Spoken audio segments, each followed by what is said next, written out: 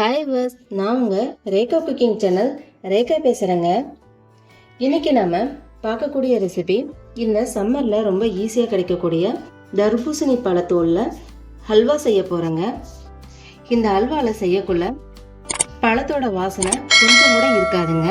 செய்யறதும் ரொம்ப ஈஸிங்க. இந்த ஹல்வாவுடைய வாசம் சும்மா அட்டகாசமாக இருக்குங்க. வீடே அவ்வளோ கமகமன்னு இருக்கும். வாங்க எப்படி செய்யறதுன்னு பார்க்கலாம். வாங்க வீடியோக்குள்ள போலாம்.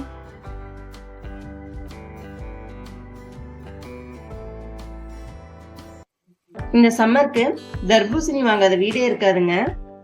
இந்த பழத்தை வச்சு நம்ம ஒரு டிஷ் செய்யலாங்க. இதை இது போல கட் பண்ணிக்கலாம்.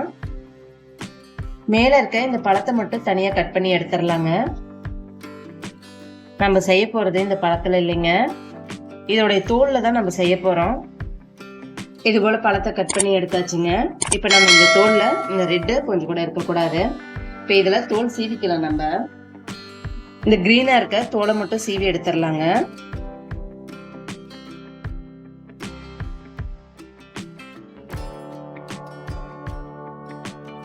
இது போல சீவி எடுத்துக்கலாங்க. எல்லா பழமும் சீவி எடுத்துட்டு வந்தாச்சுங்க. கேரட் சீவிர கட்டையில நம்ம துருவி எடுத்துட்டு வந்துடலாம். எல்லாத்தையும் நல்லா துருவி எடுத்துட்டு வந்தாச்சுங்க. இதுல தண்ணியே ரொம்ப அதிகமா இருக்கும். இது மாதிரி ஒரு வடிகட்டி வச்சு நம்ம ஃபுல்லா தண்ணியை எடுத்துட்டு வந்துடலாம். இது மாதிரி கொஞ்சம் ப்ரெஷ் பண்ணுங்க, போதும். தண்ணி எல்லாம் ஃபுல்லா இறங்கி தூக்கில.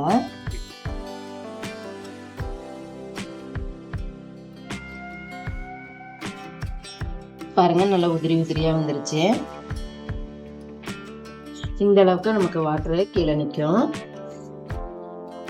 எல்லாத்தையும் நல்லா வடிகட்டி எடுத்துட்டு வந்தாச்சுங்க. இந்த கொஞ்சம் இதுலயே நம்ம பாருங்க எந்த அளவுக்கு தண்ணி சேர்ந்துருக்குன்னு. ஒரு 1/4 லிட்டர் அளவுக்கு தண்ணியாட்டம் இருக்கு. ஒரு கடாயை நம்ம சூடுபடுத்திக்கிட்டு அதுல கொஞ்சமா நெய் சேர்த்துக்கலாம். நெய் நல்லா உருகுனதும் நம்ம துருவி வச்சிருக்க இதை போட்டுக்கலாம்.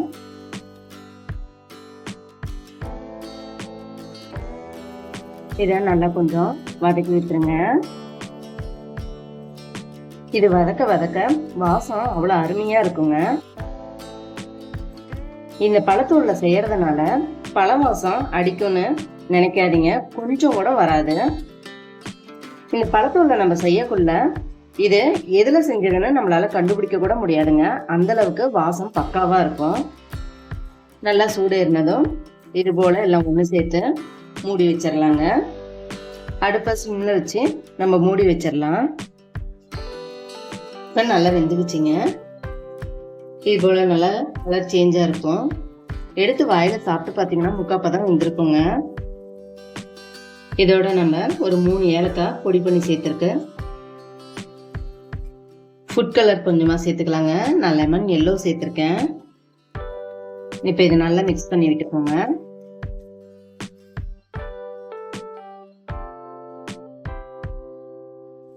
நம்ம வாட்டர்மெலன் துருவல்ல எடுத்த பாதி அளவுக்கு சர்க்கரை சேர்த்துக்கலாங்க.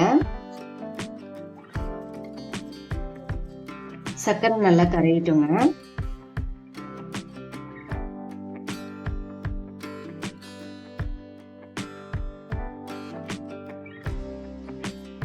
ஹல்வா நல்ல பதத்துக்கு வந்துட்டே இருக்குங்க.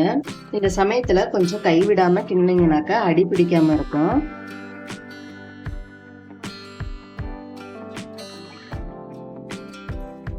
நம்ம அல்வா பதத்துக்கு வந்துருச்சுங்க. இப்போ இது ஒரு ஓரமா எடுத்து வச்சிடலாம். இப்போ நம்ம ஒரு பேன்ல கொஞ்சமா நெய் எடுத்துக்கலாங்க.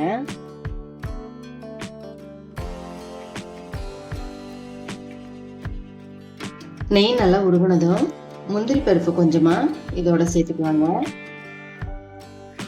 இதை நல்லா கொஞ்சம் செவர வறுத்துக்கலாம்.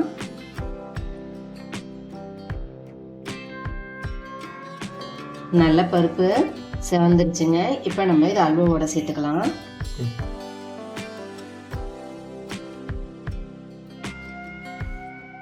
நல்ல முந்திரியும் அல்வாவும் நல்லா கலந்து விட்டுக்கலாங்க.